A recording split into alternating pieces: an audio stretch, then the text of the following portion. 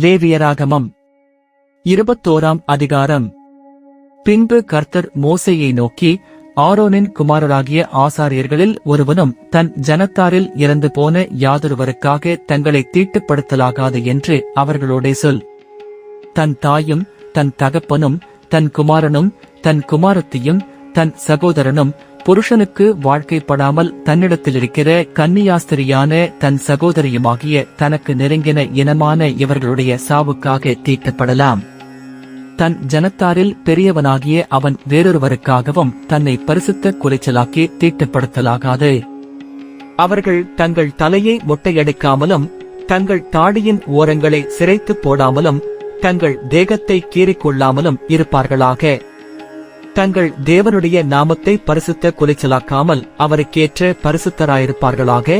அவர்கள் கர்த்தரின் தகனபலிகளையும் தங்கள் தேவனுடைய அப்பத்தையும் செலுத்துகிறவர்களாதலால் பரிசுத்தராயிருக்க வேண்டும். அவர்கள் தங்கள் தேவனுக்கு பரிசுத்தமானவர்கள் ஆகையால் வேசியையாகிலும் கற்பு குலைந்தவளையாகிலும் விவாகம் பண்ணார்களாக. தன் புருஷனாலே தள்ளப்பட்ட ஸ்திரியையும் விவாகம் பண்ணார்களாக. அவன் தேவனுடைய அப்பத்தை செலுத்துகிறபடியால் நீ அவனை பரிசுத்தப்படுத்த வேண்டும்.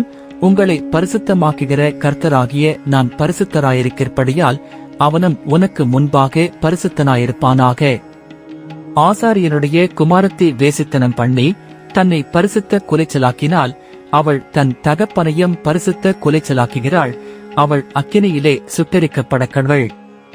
தன் சகோதரருக்குள்ளே பிரதான ஆசாரியனாக தன் சிரசில் அபிஷேக தைலம் வார்க்கப்பட்டவனும் அவனுக்குரிய வஸ்திரங்களை தரிக்கும்படி பிரதிஷ்டை பண்ணப்பட்டவனுமாயிருக்கிறவன் எவனோ அவன் தன் பாகையை எடுக்காமலும் தன் வஸ்திரங்களை கிழித்துக் கொள்ளாமலும் பிரேதம் கிடக்கும் இடத்தில் போகாமலும் தன் தகப்பனுக்காகவும் தன் தாய்க்காகவும் தன்னை தீட்டுப்படுத்திக் கொள்ளாமலும் பரிசுத்த ஸ்தலத்திலிருந்து புறப்படாமலும் தன் தேவனுடைய பரிசுத்த ஸ்தலத்தை பரிசுத்த குலைச்சலாக்காமலும் இருப்பானாக. அவருடைய தேவனின் அபிஷேக தைலம் என் நம் கிரீடம் அவன் மேல் இருக்கிறதே. நான் கர்த்தர். கன்னிகையாயிருக்கிற பெண்ணை அவன் விவாகம் பண்ண வேண்டும். விதவையானாலும் தள்ளப்பட்டவளையானாலும் கற்பு குலைந்தவளையானாலும் வேசியானாலும் விவாகம் பண்ணாமல் தன் ஜனங்களுக்குள்ளே ஒரு கன்னிகையை விவாகம் பண்ண கடவன்.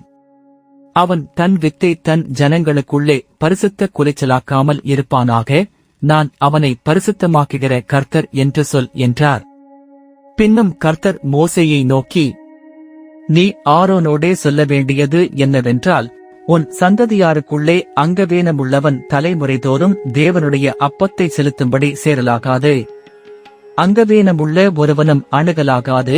குருடனானாலும் சப்பாணியானாலும் குறுகின அல்லது நீண்ட அவயவமுள்ளவனாலும் காலொடிந்தவனாலும் கையொடிந்தவனானாலும் கூனனானாலும் குள்ளனானாலும் பூவிழுந்த கண்ணனானாலும் சொரியனானாலும் அசர் உள்ளவனாலும் விதை நசுங்கினவனாலும் அணுகலாகாது.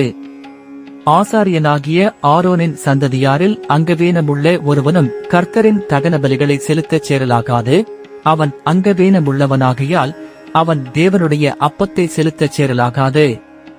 அவன் தன் தேவனுடைய அப்பமாகிய மகா பரிசுத்தமானவைகளிலும் மற்ற பரிசுத்தமானவைகளிலும் புசிக்கலாம்.